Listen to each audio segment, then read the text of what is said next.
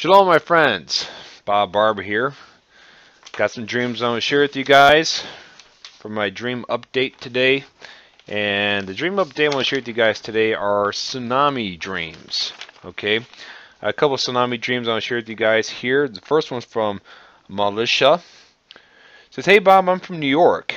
Nice, and you're sending me a tsunami dream. "I was praying to our Father in heaven and asking him to speak to me through a dream and his word. I put my son down to take a nap and went to lay down shortly after that. About 5 minutes into laying down, my son woke out of his nap, immediately calling for me and speaking on a dream he had abruptly. He said he was in a lot of water with his father, big water is what he said to be exact, and that everyone was scared, including him. He fell in the water and his father picked him up. He told me I was not in the dream. He said all the cars and all of the outside was filled with water. His father was carrying him and walking and swimming in the water at the same time. I'm guessing kind of like a walk swim. That's all I could get out of him after doing my best to question him thoroughly because he's only 3 years old. And I could tell it was hard for him to explain some parts. So the father gave my son a dream instead of me. What do you think, Bob?" I think that's as pure as it gets, my friends. That's as pure as it gets, Militia. When a 3-year-old dreams a dream, they don't have no recollection, they have no pre-knowledge. Although, yeah, you think about tsunamis all day, maybe you might have a dream about it. Everybody say, yeah, of course you have a dream about it. But this is a 3-year-old that probably dreams about gummy bears, and all of a sudden he dreams about a real event that lines up with everybody else's dreams that are lining up here. We have tons of tsunami dreams, tons of them, and they're all pointing right at New York. Well, not all of them, but a lot of them point at New York. So a warning to New York from a 3-year-old. Dang. So yes, I think there's a lot of truth to your son's dream. Pray for our brothers and sisters in New York, and I don't know, keep a life preserver in your car if you don't plan on being raptured. So, but your son was left behind. Now, does that mean your son will be left behind after the Nekatef? Does this mean that you were gone and your young 3-year-old son and the father was left behind? No, just because these dreams take place and these visions take place and they're horrible visions, doesn't mean that you are going to be a part of it just because you had it. I've had dreams of the tribulation about to begin. And I knew the tribulation, the 3.5 years were over. And I knew the tribulation was about to begin. I was looking at this house that I'm living in right now. I saw it. And the sun was going down. The skies were red. The wind was blowing. There were big, huge weeds built up, tall grass built up all over this place. Like this place hasn't been lived in like 3.5 years. It's been abandoned. Because the house still looks like it's in good shape, but just wasn't upkept for 3.5 years, you know, that type of look. I'm not planning on being here for that. I'm doing everything I can to prepare. I'm prepared for the bridegroom to come, and so should you be. Now, the second tsunami dream. This comes from Elizabeth. Elizabeth says, "It seems much of which I've had recurring dreams for decades come together here. Remember, this is Australia. I am in the beach side at Newport, where I grew up in a unit on the beach. It is quite a bit busier than usual. I want to go out into the big waves and have a body surf as I did as a teen. I finally made it. I get out a fair way where the surfers are and find that the waves are way bigger than they have been. They are gargantuan waves. I notice that on the other side of the wave I can see plastic notes on them attached to the waves. They have numbers and places written on them in black felt pen. They are informational of sizes and types of waves and dates and where they will hit. There are also names of places I recall. Boston is particular.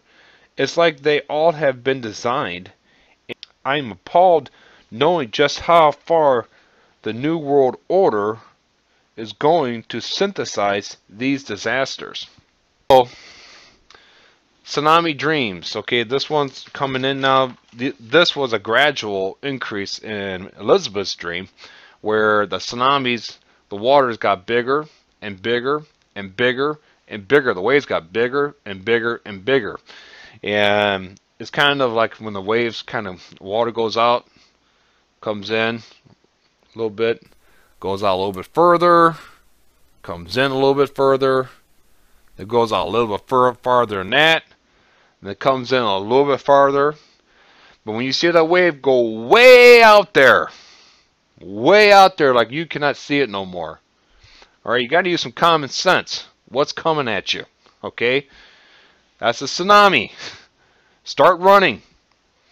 And this is in Australia. Now there's probably some terminology here that I'm not familiar with Australia, but I tried to read the words best I can.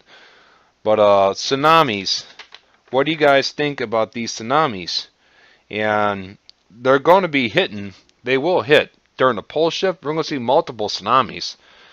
They're going to be either tsunamis through nuclear explosions, tsunamis through meteor impacts, tsunamis through pole shift. Anything this earth undergoes, any type of shaking, the water is covered in water, guys. The water is going to be sporadic. Alright? So these tsunamis are, I don't think they're going to be marked by, a specific tsunami like the tsunami that takes out New York. There might be several tsunamis. A wave after wave after wave of tsunamis that totally obliterate New York. We don't know that. Alright, but we do know that it will happen eventually. Alright? And it's going to come. And I don't hate to be a bearer of bad news, but man, how many dreams and visions do we have you guys seen on this channel about New York City? Come on, guys. But I tell you what, that's a scary thought. I've had one tsunami dream. I tell you what, that's an eerie feeling. I was standing in my old bedroom at the house I grew up in, and I was just standing there, and there was like a wind blowing into the window, but it was like blowing mist. It was like a storm that was blowing, but water was just misting, blowing misty water into the window. It just it's just like a bad storm going, and there's water just misting with force. And I knew a tsunami was coming. What's weird is that I knew the tsunami was coming from the south. I knew the tsunami was coming from the south because I was looking out the window, and it was water was like pelting the window, but I couldn't see it coming, but I knew it was coming, and I was just waiting to die, just waiting there to drown to death. It's not a good feeling, man. But then again, in my dream, I realized, hold on a second, I'm washing the blood of Yeshua. Okay, this is how I'm going to go, this is how I'm going to go. So, will the tsunamis come before the Nekatep? I don't know. If the rapture will take place before these tsunamis hit. We've had tsunamis hit in other parts of the world, so I can't make any promises. They're in New York. Pray that you are ready. So please comment. Let me know what you guys think. So if you guys need a Bible, email me. I need a Bible at rpb642@gmail.com. I'll get one out to you right away. If you guys feel like to give, I got a PayPal and a mailing address in the description box below. So you can help me get more of these out to people all over the world. And not just these Bibles, but I buy different types of Bibles in different languages and get into different churches all over the world. So guys, I can use the help. I'll be honest with you.